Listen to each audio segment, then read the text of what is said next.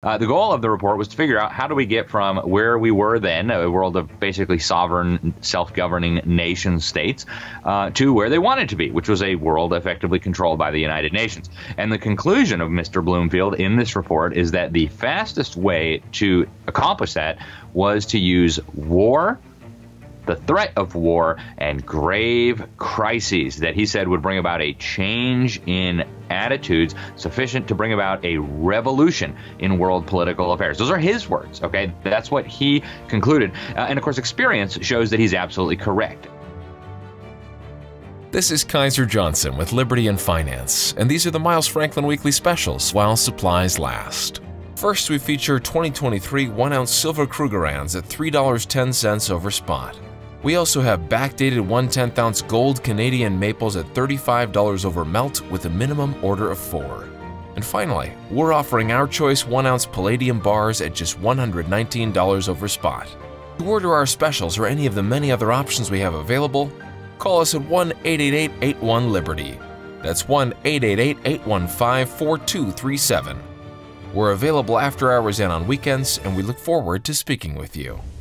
Welcome back to Liberty and Finance. We're always glad to have this widely followed returning guest. Alex Newman is a reporter, an author, a speaker, and a contributor at the Epoch Times, as well as other places. He joins us this Wednesday, April 3rd, 2024. Alex, thanks for joining us again on Liberty and Finance. Great to be here. Thanks for having me, Dunnigan. The two main topics we wanted to make sure and break open with you tonight. One is about official pressure and crackdown on small family farms and why that's absolutely critical to people who are interested in food integrity and preparedness. Secondly is about the deteriorating relationships between the United States and Russia and the escalating rhetoric and saber rattling and actual actions that are being taken by officialdom on both sides of that strained dichotomy that's frankly poised to increase risks of further conflagrations and so on around the world. So first of all, if we could talk about a United States government crackdown, and actually it's actually the Oregon government cracking down on small-scale family farms, such as dairy operations. There's a set of regulations, which, as we've been told by our teaching farmer Joel Salatin from Polyface Farms, who I know you are familiar with, who has appeared several times on our channel, he says many of the regulations, not only the medical industry but all the big agri, are coming out of our regulatory agencies, are in fact pretty much written by the industry, and they scale up well, but they don't scale down well. And so it's sometimes terminally burdensome to small operations such as family-owned farms to have to try to live by these onerous and ridiculous regulations. In this case, there's a regulation that's being reinterpreted just now in the past month here by the state of Oregon, saying that small-scale farms, regardless of size, even single-family farm with a couple of cows and some chickens, are concentrated feeding lot operations, CAFOs, which if they have any prepared surface such as a gravel driveway or a concrete garage pad where they do their milking of their cows, for example, need to follow all kinds of regulations, having $100,000 holding tanks and all these other things that they can't afford that would break them. This is a big deal because it threatens to drive any number of family farms out of business. And as you know, people who've been watching our channel for a decade are very concerned about food integrity and food security and know your farmer, know your food, and frankly being self-reliant where they can on their food source. So the idea of owning a couple of cows and some chickens, for example, on a small, couple acre family farm is very attractive to many of our viewers. And yet it seems that the powers that be are making that nigh impossible in the state of Oregon. And the farmers are getting together, organizing, and fighting back. We'll include a link to some stories about that in here, but we wanted to get your insight into this and other threats from officialdom against independent and small-scale farming and the food supply in general. Well, thanks again, Dunnigan, for having me. And what's happening in Oregon is just the tip of a massive iceberg.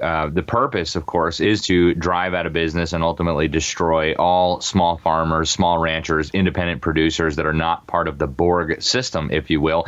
And they're doing a very, very good job of it. Last year, I participated in the documentary put out by the Epoch Times called No Farmers, No Food. And before that, I've been sounding the alarm about this issue for many years. This is a full-scale war against the food supply. And it's not necessarily that they're going to destroy the food supply, although that's a big part of it. I do think they're deliberately engineering a famine here. And we're starting to see that reflected in massively higher food prices across the board. But ultimately, the effort is really aimed at seizing total control of the food supply. So they have several different ways that they want to do this. But the first is to just bankrupt all the small farmers, small ranchers, small producers, even families homesteading with a couple of cows and some chickens. And by the way, I'm a small-time cow producer. I have very few cows, but I've got some agricultural land with some cows on it. So this affects me in kind of a personal way. But again, what happened in Oregon is just the tip of the iceberg. Under the radar, the EPA just this year has done a massive power grab. They've proposed a new rule that would bring even small-scale meat and poultry product processing facilities under their jurisdiction. Would require them to put in these complex and very expensive water filtration systems that cost almost $500,000. They cost at least $100,000 a year to maintain.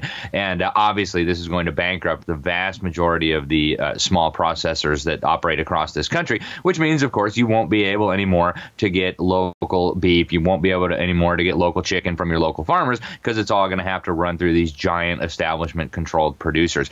And we talked about this a few months ago, Donnie, when I was on your program, when we were dealing with the food supply. But ultimately, the end objective is to have a food supply that is 100% controlled by the elites. And that means, by the way, not just controlling the agricultural production, even patenting the DNA of everything, all of your livestock, all of your crops. What they're doing now, they've created a very perverse incentive structure.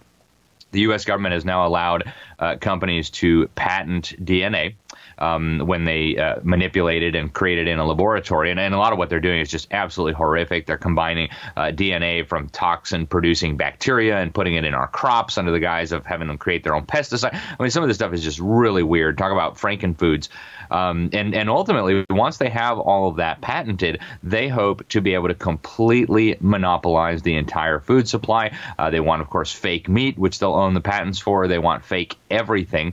And we have to stop them. And of course, the front line, the people who are on the front line right now are the farmers and ranchers, the small-scale farmers and ranchers. I just did a big article for Range Magazine, which actually their primary readership is agricultural producers, talking about the UN war on farmers. I was at the COP28 on the Arabian Peninsula just a few months ago, and the huge takeaway, of course, was supposedly the world is going to leave fossil fuels behind, and of course that's not true. It's only the Western world, what used to be known as the free world or Christendom, that is going to be moving away from fossil fuels. Will depend on crummy windmills and solar panels built by the communist Chinese, subsidized, of course, by our taxes.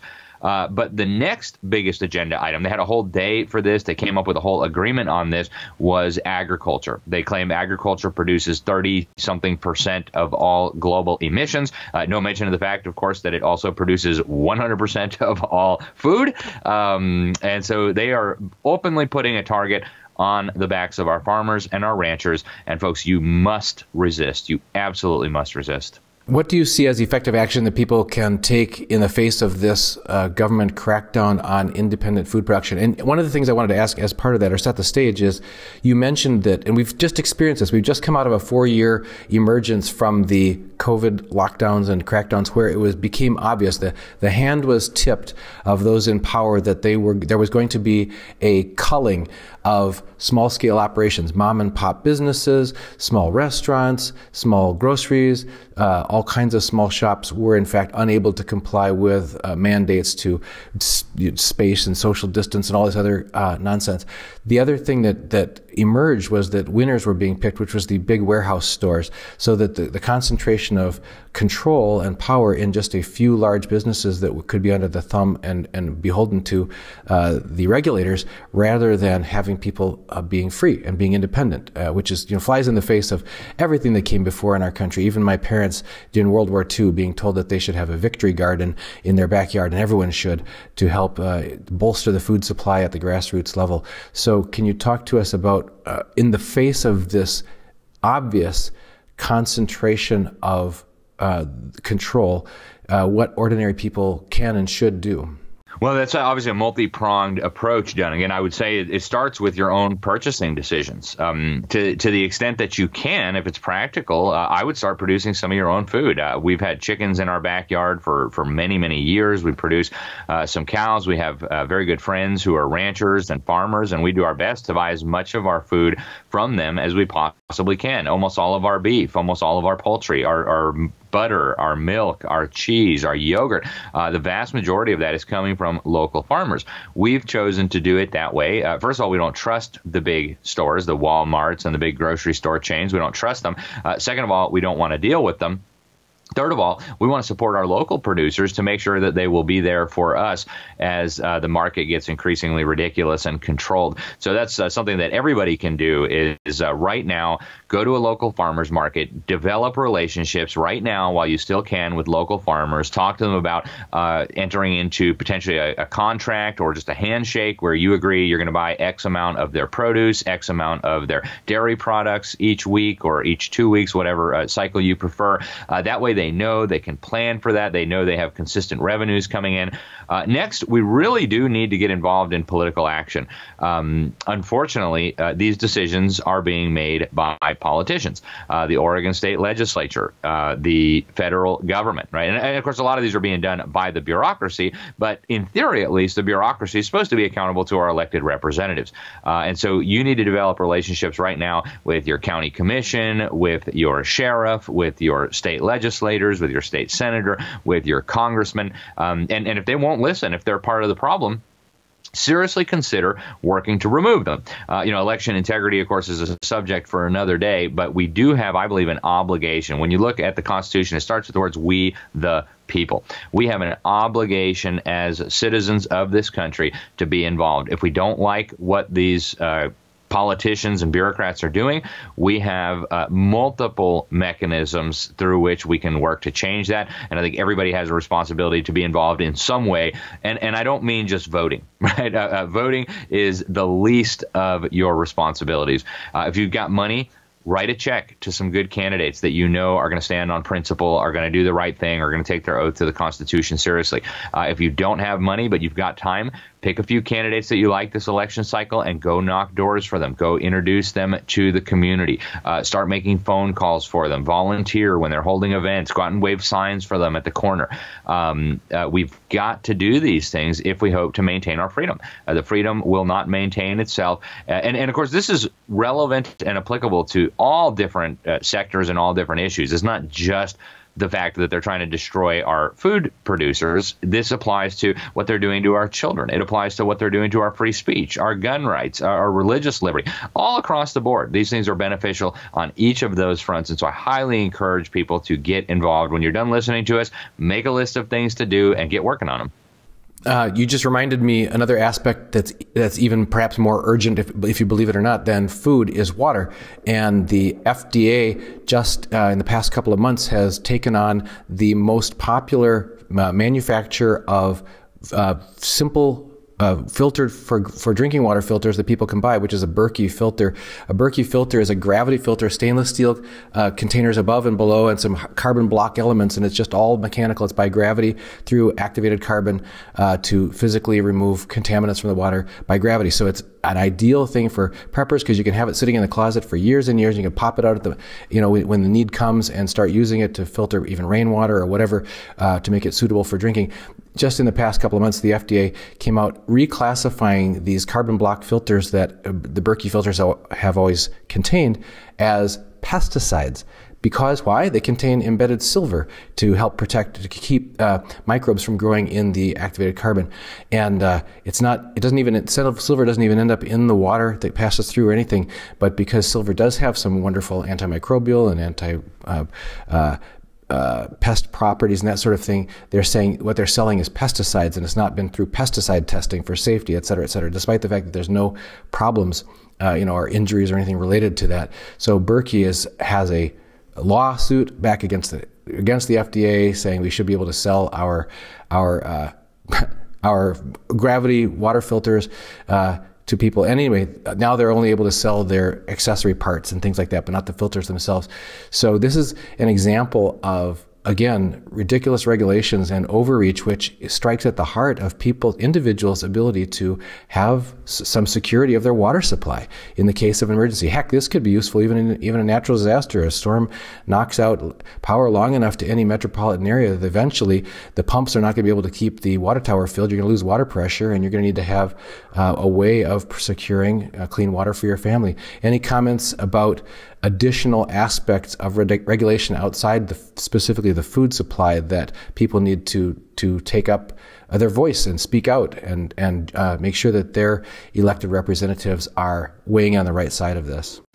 Yeah, to your point, I do believe it's a good idea for people to prepare on all fronts. Think about what are the most important things for your survival, for your family's well-being. Obviously, water's at the top of that list. You can't go a full day probably without water, food, and all of the other basic necessities. You should have a plan and redundancy just in case things get weird, and things are getting very weird. But on the broader issue of this regulatory war on the American people, we need to recognize that this is actually calculated to bring down our civilization and subject us to total control in a way that I think it really would have been unthinkable even just a few decades ago now with the technology going so quickly. One of the things that I wrote an article about yesterday was the 50 in 5 plan. This is the UN Bill Gates plan to digitize everything, including digital IDs. By the way, at least a dozen, maybe more U.S. states already have pilot programs in place for digital IDs. Digital IDs, of course, are essential for central bank digital currencies, which are being rolled out. Again, not through the legislative process, but through the regulatory process at the Federal Reserve, at the Treasury Department, and similar shenanigans around the world. So when you look at all of this, right, and this is what our founding fathers said in the Declaration of Independence, when you take all of this together, there is very clearly a design, as our founders said, to reduce us to absolute slavery, under absolute tyranny. And when you see this pattern there, recognize this is a threat to you as an individual. It's a threat to your family, and you need to take proper steps to respond. If you don't, there's a very good chance that you're going to lose your freedoms. And when you lose your freedoms, you're going to lose all those other nice things that you take for granted, like your prosperity, like your security, and all the rest of it. So, folks, this is really an existential threat that we are facing. The regulatory war is one part of an even broader war on all of us. And we've got to take it seriously if we hope to pass on the blessings of liberty to the next generation. There's been increasing concern on many people's part about rising geopolitical tensions between the East and the West, specifically between the Western Bloc led by the U.S. and perhaps parts of Europe versus Russia in particular, and in Russia in collaboration with China and other BRICS plus nations monetarily, but specifically there seems to be sharply escalating tensions, not all in the Ukraine, but now, just yesterday, Putin announced that they are evicting large numbers of Americans and others from the country because of what they describe as proof they have that a mass casualty event last month was, they claim, the Russia claims, was instigated by or caused by United States and other operatives.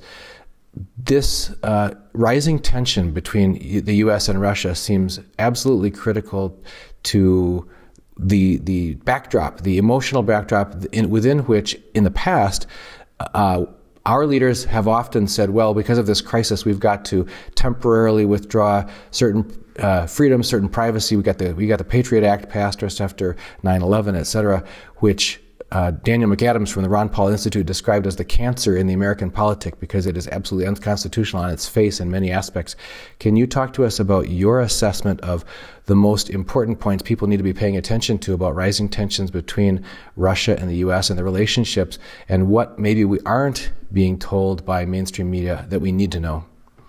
Well done again. By far the most important things that we need to know are not being discussed at all by the establishment media, and that's, of course, by design. That's always the case, right? The American people have now figured out that the fake media is lying to us. I just saw a poll, something like 60% of Americans regard the media as enemy of the people, which, of course, is what Donald Trump famously called them.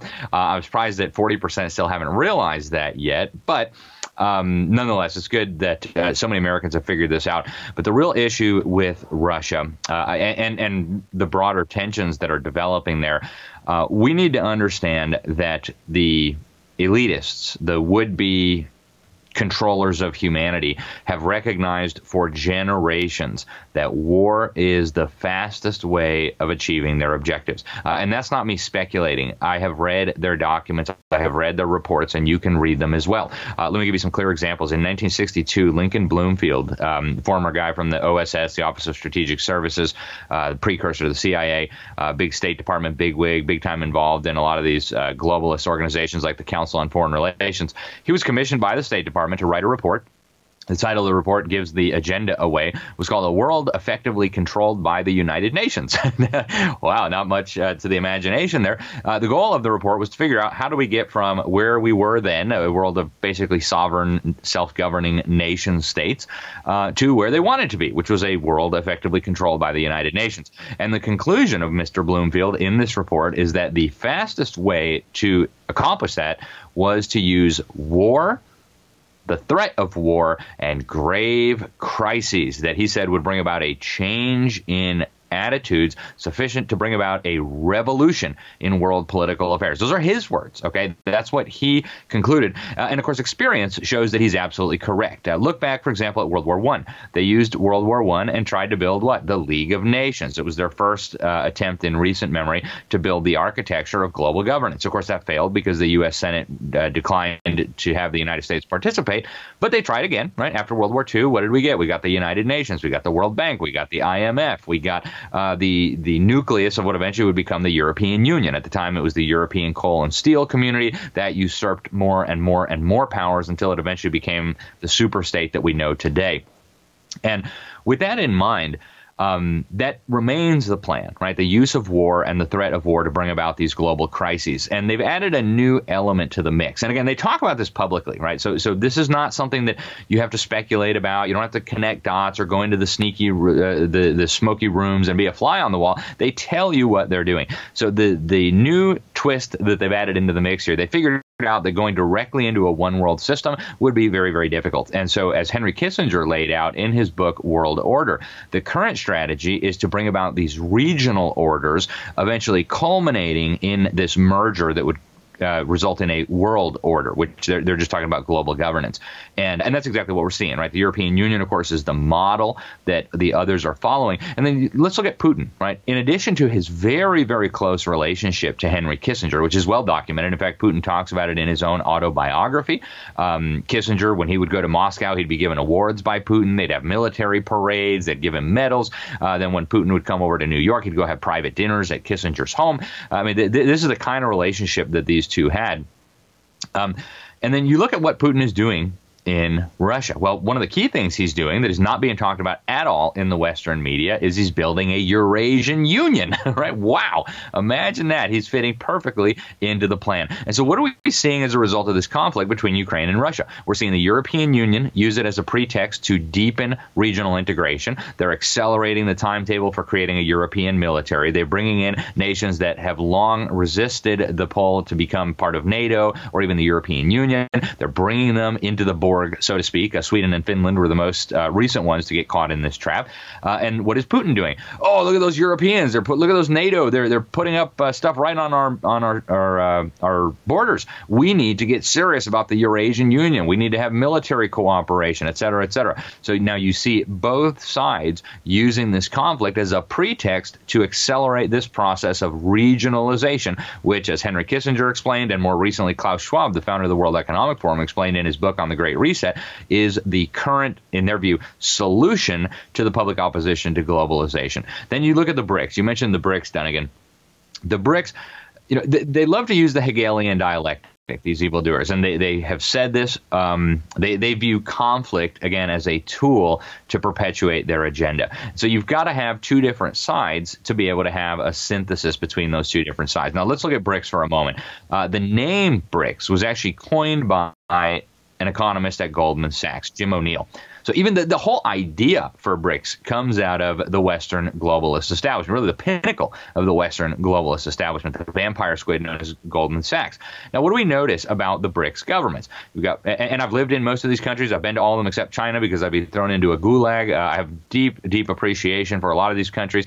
Now, if you look at the BRICS, What does each of them have in common? Well, they are the anchor within their respective regional bloc, right? You've got Russia, of course, is the anchor, the primary power that makes up the Eurasian Economic Union that Putin is building right now. You look at Brazil.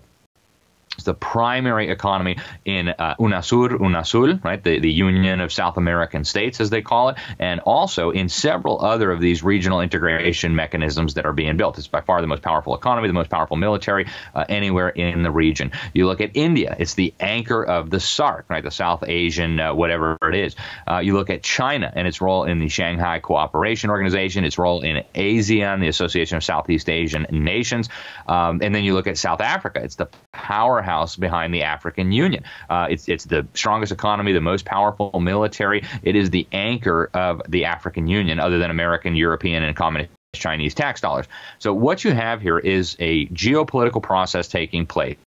The war in Ukraine, and of course there are real elements to it. Of course there are real people dying. But the ultimate objective behind it, I believe, is this fundamental transformation of the geopolitical order away from the old, what they called the unipolar world order, where the United States and kind of NATO was the unchallengeable global hegemonic power, toward this multipolar world order where you're going to have all these regional governments led by powerful governments like the Eurasian Union, the UNASUR, the Association of Southeast Asian Nations, all working together, ultimately toward the goal of a one world order. And for the folks who are out there who are deceived into believing that the BRICS are going to save us from the Western globalists, I would encourage you to go read the documents. Every year, the BRICS governments come together and they put out a declaration. Every year, the G77 plus China, 134 governments come together and they put out a declaration. Go read the declarations they're putting out. They're calling for exactly the same things as the Western globalists are calling for. They're calling for the UN to become the emblem of global sovereignty. They're calling for the UN to save us from climate change. They're openly advocating all of these things, including the creation of a global monetary system based out of the IMF. So, folks, I believe we're being played on a massive scale. I know you're not hearing any of this from the fake media, but everything I just shared with you is documented. The documents are public, they're official, and anybody can verify any of these things that I've just said all on their own. Alex, you write about these topics regularly, and if people want to follow your expose of these risks that are poised to take away ever more of, and at accelerating pace, of our freedoms, our privacy, our sovereignty of either of the family, the state, the nation, etc.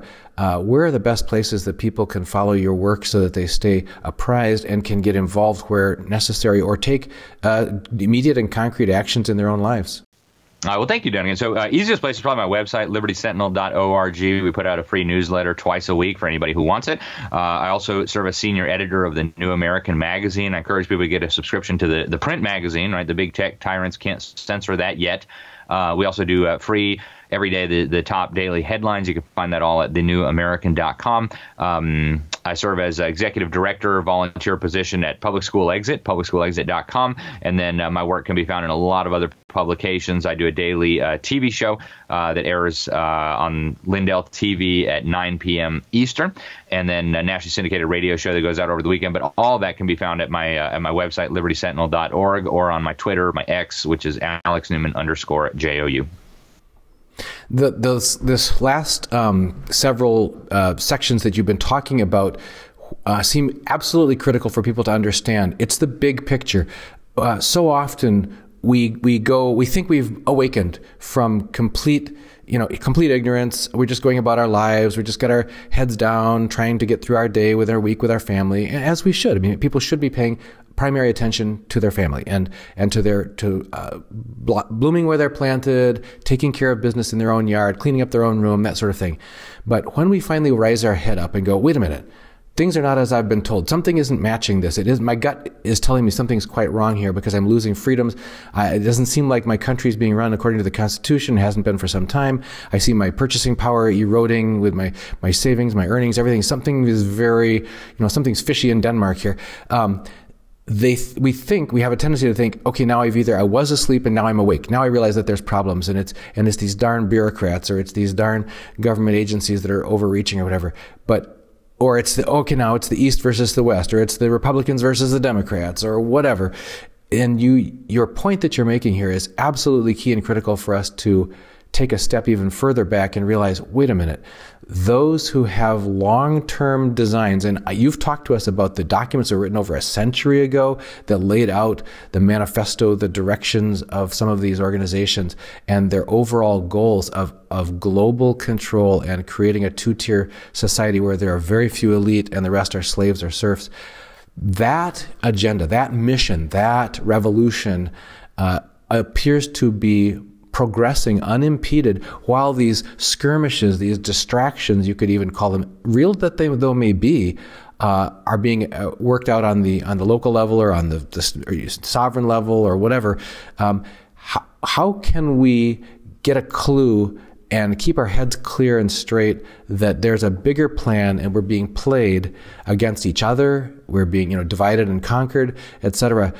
Any thoughts that you've had on how people can keep that awareness first top of mind, that I'm not going to be bamboozled by these people who are basically wolves in sheep's clothing, telling me that they're fighting for us or whatever, when actually they're fomenting these artificially created, these engineered conflicts, which sometimes have tragic consequences in people's lives, causing loss of life or whatever. But that's not the main thing. That the topic is never the issue. The issue is always the revolution. I think you spoke to us about that. How do we keep our heads on straight and see the big picture? Yeah, it's a critical question, and I do think it's very, very important for us to be careful not to fall in the traps, right? And we see, yeah, I'm glad you mentioned Republican Democrats. We just saw a perfect example of this when the Republicans who control the House of Representatives passed this abominable bill that funds basically all of Joe Biden's priorities, continues facilitating everything that the Republicans claim to be so concerned about. Why would they do that under the allegedly conservative leadership of Speaker Mike Johnson? What they want you to believe is they were scared that the media was going to call them bad names because the government shuts down. Frankly, I don't buy that, and I don't think anybody else should either. If they were serious about what they promised voters, they would have held the line there. So I think we need to recognize that there are very, very powerful forces that have a vested interest in deceiving us, a vested interest in diverting our energy and our attention into not just unproductive or wasteful issues, ideas, things, but sometimes even counterproductive ones, right? Where it's just, and it's not a new pattern. I mean, you go back and you read Frederick Bastiat in the early 1800s. The great lawmaker and philosopher from France, he explained even then that the totalitarians were concocting the poison and the antidote in the same laboratory. Right? So this is a pattern that you see. And I think one thing that people always just need to keep in the back of their mind is that everybody else doesn't necessarily think like you. You're worried about, how am I going to feed my family? How am I going to pay my mortgage? What are we going to have for dinner tonight? There are, and there always have been, a group of people, exactly how large or how small it is really immaterial, who spend all of their waking hours thinking about, how am I going to control you? How am I going to loot my fellow human beings? How am I going to bring them under my power? Some people call them psychopaths, sociopaths, megalomaniacs. It doesn't matter. They exist in every society at every time in human history. They existed in Germany when the Nazis came to power. They existed in the Soviet Union and in China. And of course, they exist here in the United States. So just keep in mind, folks, that the media is not just biased. They're not just putting a spin on things. They're ignoring the stories that are actually important, that actually matter, that could actually lead you to doing something useful for the preservation of yourself, your family, your freedom, your community, your church, etc. And once you realize all that, it's something that you can never really fall back into, right? And that's not to say you'll never be misled, you'll never be duped. So some very, very astute people were even duped early on during the narrative of 4 years ago, which I won't mention to avoid getting anybody in trouble. But we just have to be very cautious. We have to be very humble. And we have to keep in mind that there is this overarching objective, which they have been laying out in public for decades, as George H.W. Bush put it in his speech on national television, a new world order, a world where a credible United Nations will use its peacekeeping role. He's talking about their military forces to implement the vision of the UN's founders. Folks, they're not messing around. That's the overarching agenda behind it. So much of what we're seeing play out on the world stage today. And don't lose sight of that, because otherwise it's very easy to fall into the trap. I want to end this with a quote from famous economist Adam Smith from his book, The Wealth of Nations. No society can surely be flourishing and happy of which the far greater of the members are poor and miserable. And that seems to be the mythic, actually the dystopian future that's planned for us by this mythic claim from the World Economic Forum, you will own nothing and be happy. That seems to be the description when you labor and yet own nothing. That seems to be the definition of slavery. So, Alex Newman, you've given us lots of food for thought and a lot of things to take action on in our lives, and some ways that we can follow your work. Folks, if you look in the description of this video, you'll find a link to the news story about the Oregon crackdown on small-scale farmers. And if you live in Oregon, you can speak out especially loud. Or even if you don't live in Oregon, anywhere in the U.S., you can reach out against the EPA's crackdown on small-scale food processors. So, Alex, thank you so much for joining us again here on Liberty and Finance. Thank you for having me, Dunnigan. Always a pleasure. This is Kaiser Johnson with Liberty and Finance, and these are the Miles Franklin Weekly Specials while supplies last. First, we feature 2023 1-ounce Silver Krugerrands at $3.10 over spot. We also have backdated 1/10-ounce gold Canadian maples at $35 over melt with a minimum order of 4. And finally, we're offering our choice 1-ounce Palladium bars at just $119 over spot. To order our specials or any of the many other options we have available, call us at 1-888-81-LIBERTY. That's 1-888-815-4237. We're available after hours and on weekends, and we look forward to speaking with you.